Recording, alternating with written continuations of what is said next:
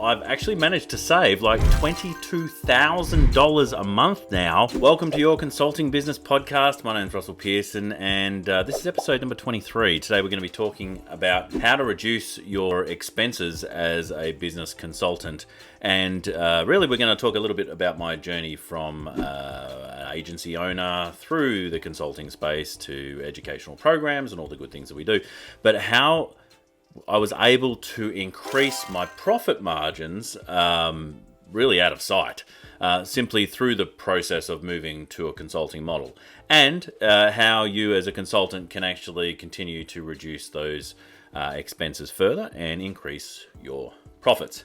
Now, I have been in the business game for about 26 years, and this business that I'm in is Crimson Fox, and that was the name of the agency that I set up back in, I think, 2006, and it is the business name that I continue to operate under, but it has actually changed and formed over time. Now, back in the day when I started, and I think I might have even started at $65 an hour sort of thing, I was actually putting a service out for. We were a service-based company, so we had a done-for-you style offer. We did work for people's marketing. That's putting together the marketing assets. So that's everything from copywriting to graphic design. Yes, it was strategic in its approach because we had worked with a lot of brand managers in large organizations, done a lot of work in the pharmaceutical space, but we'd had like probably 200 different industries we'd been engaged with prior to me even starting that business. So when we got in there, we had a really good understanding of what it was to do marketing, and especially the brand marketing side of things. Since then, I've gone on a bit of a journey and I've understood how much more there is involved in that entire world. And I'm sure you have too, because you're an expert in what you do, and there are multiple journeys. There's the understanding of the fundamentals, and then there's the pulling those fundamentals apart and coming up with new and interesting ways of dealing with our topic. And then there's usually a return to those fundamentals to understand why they existed in the first place. But that's not the focus of today. It's not about the development. It's about how I've actually managed to save like $22,000 a month now, which then gets to go back to ideally me in my pocket. And it enables me to do more things with the business because of it. Now, when I was running the agency, the way that we grew the done-for-you side of things meant that it had to be time-based. Now, there are multiple ways to actually skin that cat, for want of a better phrase, but at the time, that was the method, is that we would put more people on when we got more work, more clients, and which continued to increase our expenses. Now, it didn't just increase our expenses from a salary point of view, it also increased our expenses from an infrastructure point of view. And I remember doing all the math to actually see that if we can actually eclipse 12 and then move to management and continue to move on, our overhead expenses would have actually decreased, but at the time they were almost at the peak amount. Like we had the biggest costs for the amount of people that we had at the time when we had about 12 staff. And that in itself was a challenge. It meant that just on the basics to actually have those people operating, I think it was $42,000 a month to make that happen. And that had to happen before we even made a profit. So it was incredible to move from there to a place where I can pocket if I want to, or I don't even have to work as hard if I want to. I mean, that's the great thing, where my expenses now are less than half of what that was, yet I'm making the same style income. And so there are many ways to reduce your expenses as a consultant. And if you want to have a practice, which is the profitable enterprise that runs around you, you're still engaged with it, you're still engaged with the clients, then you really do have those opportunities to reduce costs, because a lot of the actual work is going to be done by you. And because you're that expert, it's most likely you're going to be the most time effective. And as long as you're moving away from that time measurement, which was what we were stuck on, moving away from time as the measurement of your remuneration, your pay, and actually move to value, then you're going to be able to actually charge much higher incomes and have far less expenses. So, number one, we reduced our expenses by reducing the team. We didn't need to actually have as many team members to run the consultancy side of things, because it didn't require an infrastructure of people. Now, there are multiple ways you can do that, and we've been able to bring on new team members from around the world now. I know there's plenty of people who have a challenge with the concept of globalization, with the challenge of bringing people in from around the world, but we really are a global society now, and I think the opportunities are there. And it's not for you bringing in low-end labor, it's not for you bringing in a low-cost labor, but being able to have flexible rates that aren't based in the market that you're playing in, so that you're not always earning money and paying out money into the same market. Now, if you want to do that, that's absolutely fine, but you've got to look at ways to make those expenses go much further. So, some simple examples.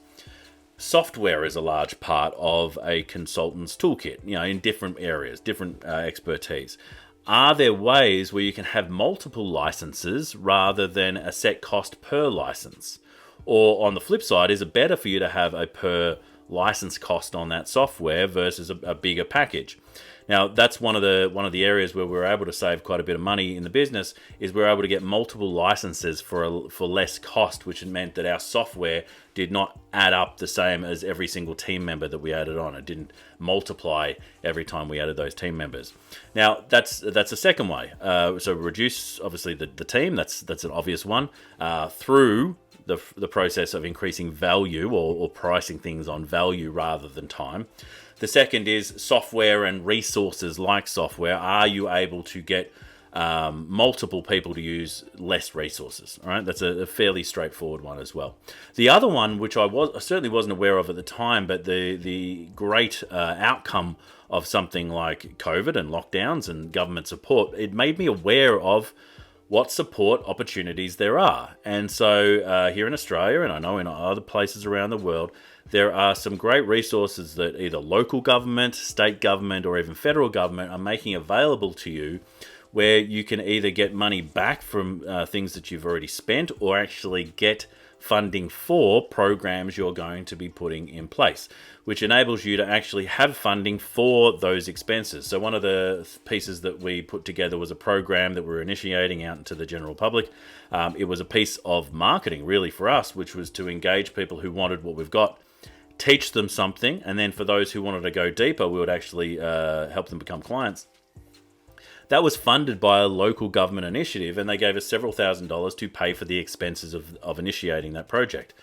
Now, I know that there are opportunities that Google's put out around advertising, so that you can actually have, I think, up to $10,000 in advertising paid for by Google based off certain conditions that you've got in your business and where your business is around the world.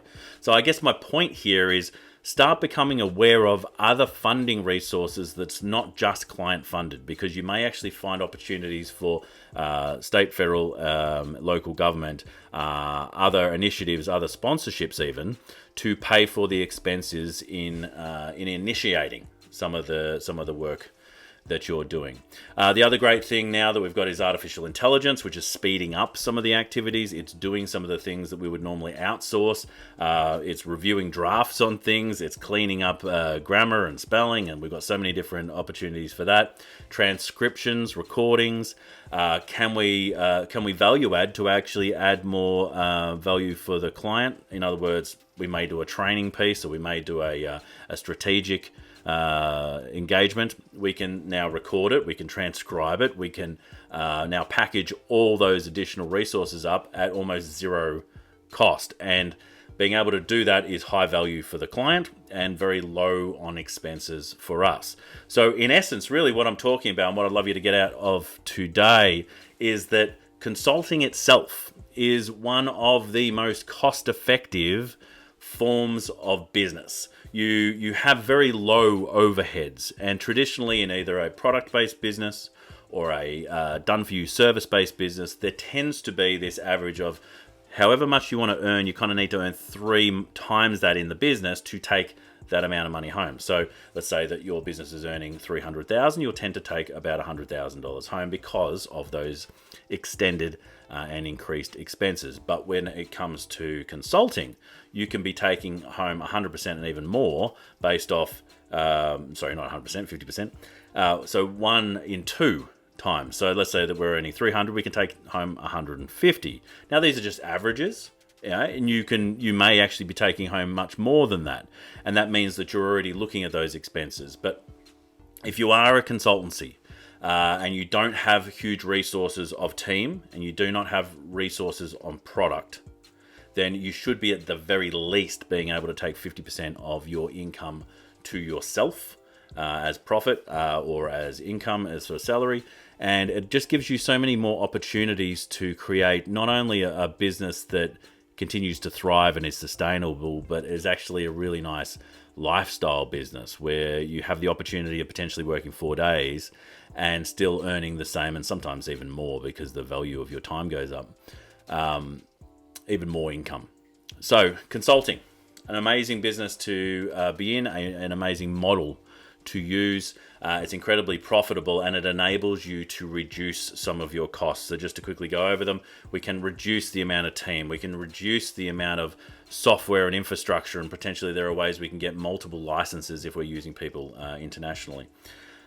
We can also get funding for some of the things that we are wanting to do to cover our expenses, and all these things are probably more available to us now than they have ever been before.